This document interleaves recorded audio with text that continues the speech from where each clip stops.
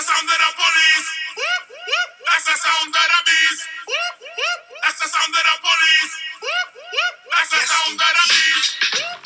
That's the sound of the police. That's the sound of the beast. Africans were brought to America to become slaves, and even after they became free, they still stayed slaves to society. Luckily, there were strong and fierce people who fought back and fought for what was right and for their people. They stood up against racism, even though it was against the law and it was against the norm to do so, all for the future of their kids. Among these historic figures, there is Dr. Martin Luther King Jr., Rosa Parks, and Nelson Mandela, who stood up for what was right and created a big impact in today's history. Today, we have everyday heroes like Jesse Williams, Beyoncé, Rihanna, and Colin Kaepernick, who stood up for what was right and took a pledge against police brutality. The African American community has fought hard and has come a long way, but we have not come far enough.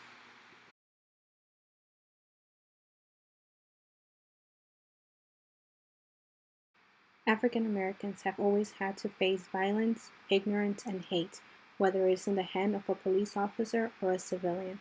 Often these cases are swept under the rug and nothing is done about it. But not today. Today, we are going to remember and we are going to say their names. Sandra Bland, 28 years old. Philando Castile, 32 years old. Trayvon Martin, 17 years old. Bohan Jean, 26 years old. India Kager, 27 years old. Eric Gardner, 48 years old. Michael Brown, 18 years old. Laquan McDonald, 17 years old. Tamir Rice, 12 years old. And Freddie Gray, 25 years old, a native of Baltimore, killed in his own city by his own people. And these are only a few of the names of the many African Americans that have suffered this tragedy.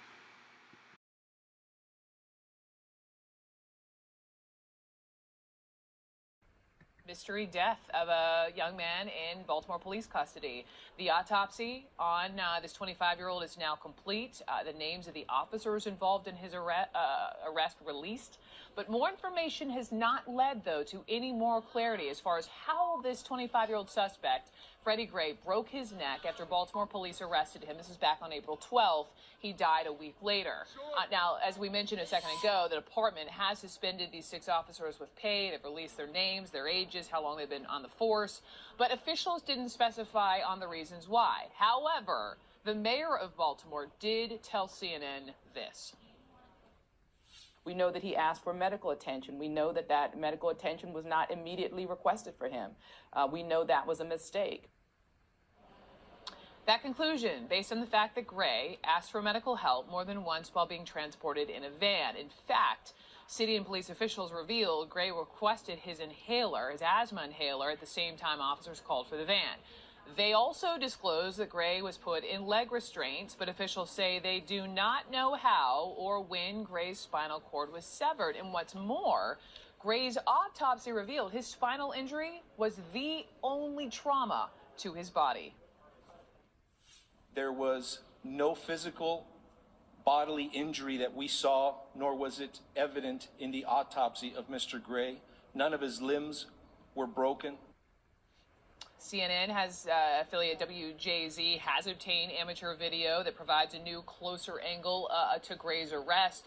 Warning, the video is tough to watch.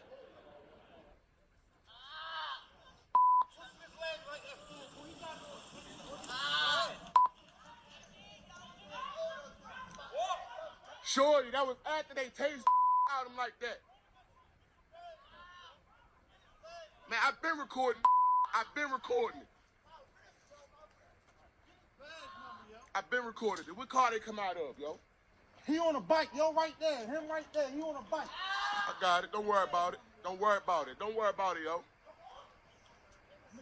Get his badge, man. His top badge. After they done tased yo like that, you wonder why he can't use his legs.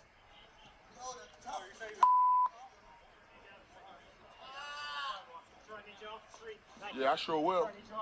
I sure will. Baltimorean Freddie Gray was among those who lost their lives to police brutality. While being transported in a police van, Freddie Gray fell into a coma and died a week later. Videos circulated around the web showing what the officers had done to Freddie and showed the abuse the Freddie had endured. Even with proof and the videos, the police officers were acquitted and later on had a gala thrown in their honor and they received awards. First, the injuries were unclear and eyewitnesses reported that the officers used unnecessary force. Medical investigation showed that Freddie sustained his injuries while in transit and therefore his death could not be ruled an accident. It was a homicide since the officers failed to follow safety procedures through acts of omission. That's the sound of the police. That's the sound of the beast. That's the sound of the police. That's the sound of the beast. After this injustice, the Baltimore city was in an uproar. The citizens were rioting. Everybody was fed up with the police brutality and the constant abuse African Americans suffer through every day because of the color of their skin. The citizens have had enough, and they don't want any more lives to be taken away. The protest in downtown Baltimore turned violent, and a CVS building was set on fire.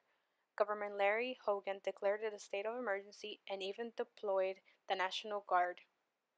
People criticized the riots, but this was Baltimore's way of saying that enough is enough. We report from Baltimore, where the governor of Maryland has declared a state of emergency, and the mayor of Baltimore has announced a week-long curfew beginning tomorrow night, a curfew that cannot come soon enough. Tonight, we have witnessed lawlessness and chaos on the streets as the violence escalates despite calls for peace. All this in the wake of today's funeral for a young man who died of severe injuries while in police custody. Baltimore is burning. After a day of looting and rioters clashing violently with police, tonight a community center in flames lights up the city as police and community activists try and take back the streets. In my neighborhood. Lost to chaos earlier today. Rioters armed with gas masks, appearing ready for a fight. The police force under siege, at least 15 officers injured. The mayor taking to the streets tonight to condemn those responsible. Baltimore is much better than what you're seeing today. But as the fires continue to burn, people here left asking if the police have done enough and whether this violence is really about the death of 25-year-old Freddie Gray. On Sunday, April 12th, Gray was taken into police custody. The arrest once again captured by a bystander's cell phone. That boy leg look broke. Gray seemingly in pain and screaming, unable to walk, as officers drag him into a transport van. Reportedly, when he arrived at the police station a half hour later, he was unable to breathe or talk. Medics rushed him to the hospital. A few days later, he slipped into a coma and then later died from a severe spinal injury. So far, there have been more questions than answers regarding his death. It's still unclear why Gray was arrested. 6 Baltimore officers have been suspended with pay while the police carry out a criminal investigation. And investigators still searching for this man seen in surveillance video released overnight, calling him a potential witness. Today, Gray was laid to rest. At his funeral, his family, pastors, the community leaders called for peace. But the calls have not been heeded by some. After 10 days of peaceful protest, This is a grieving family that deserves answers for their son. today a small group of agitators became violent, targeting police with bricks and burning abandoned squad cars. 2 officers remain hospitalized. Local businesses also in looters' destructive path. The police response growing over the day. Protective measures taken. The Orioles baseball game canceled, and a citywide curfew in place tomorrow starting at 10 p.m.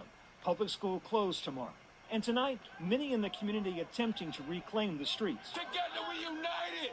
And just hours ago, more than 200 ministers and community leaders joined together to march, crying out for peace and condemning the actions of a small and angry few. Equal justice for everybody, not just for whoever. And the church where Freddie Gray was mourned earlier today, transformed into Command Central for those who want to put the fires out.